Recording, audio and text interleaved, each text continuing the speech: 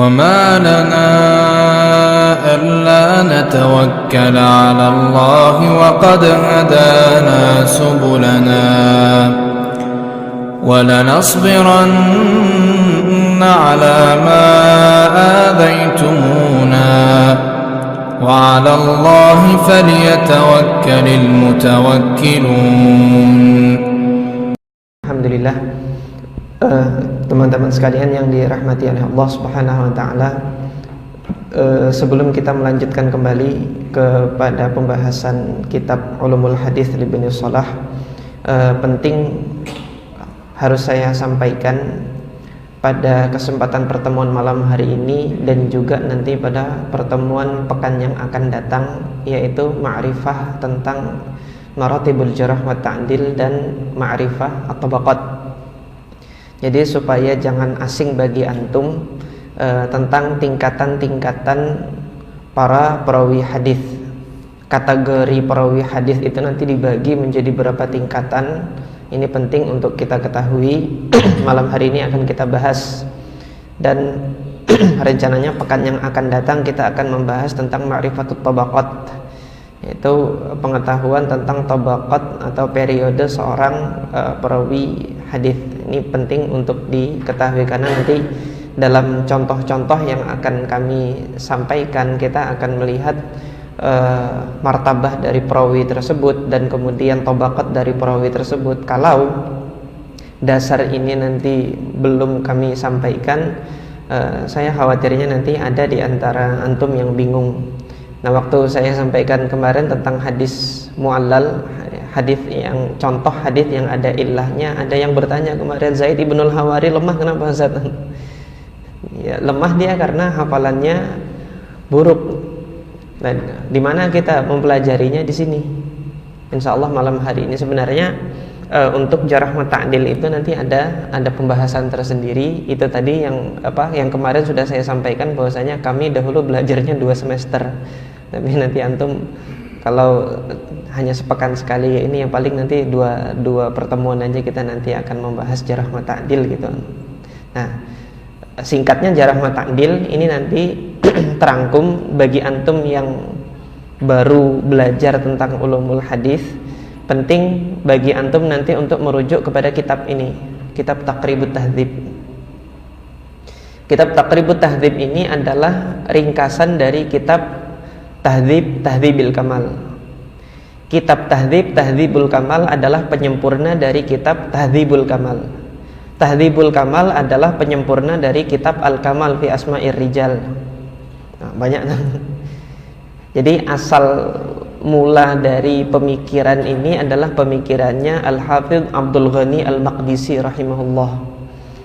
Ini bagi antum yang mungkin hadir di kajian saya di Pelita 7 di Masjid Al-Ansar, kita mengkaji kitab Umdatul Ahkam yang disusun oleh Al-Hafidh Abdul Ghani Al-Maqdisi. Al-Hafidh Abdul Ghani Al-Maqdisi, beliau punya ide untuk menginformasikan identitas biografi para perawi yang nama-nama mereka itu ada di dalam rangkaian sanad-sanad hadis di Kutubus Sittah. Jadi misalnya nanti Imam Bukhari ketika meriwayatkan kan rangkaian perawi rijalnya itu dari guru beliau sampai dengan sahabat. Nah, siapa-siapa saja sih orang-orang yang ada di dalam di dalam rangkaian sanad tersebut? Muncullah ide dalam benaknya Al-Hafidh Abdul Ghani Al-Maqdisi untuk mengumpulkan informasi itu di dalam satu referensi kitab. Maka beliau susunlah nama kitabnya Al-Kamal fi Asma'ir Rijal. Jadi itu kitab tuh. Beliau Al-Hafidh Abdul Ghani Al-Maqdisi hidup di abad ke-6 Hijriah. Perkiraan di abad ke-6 Hijriah. Beliau wafat, kemudian kitab ini sampai kepada masanya Al-Hafidh Al-Mizzi rahimahullah. Ini yang sudah kita lihat kemarin, kitab Tahdzibul Kamalnya. Sampai kepada masanya Imam Al-Hafidh Al-Mizzi, ini mertuanya Ibnu Katsir kemarin yang sudah saya sampaikan.